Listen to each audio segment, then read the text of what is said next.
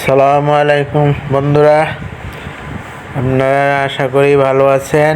আমি এখন মিরপুর বিআইএসএস জেনারেল হসপিটালে চিকিৎসার জন্য আসছি। ডাক্তারের সাথে দেখা হলো, ডাক্তারকে ভিজিট করালাম। ওনাদের ইয়েটা ভালোই। এখন দেখি টেস্ট রেজাল্ট কি আসে। রেজাল্টের পর একটা প্রেসক্রিপশান নেওয়া যাবে, এরপরে বোঝা যাবে যে এখানকার মান কেমন।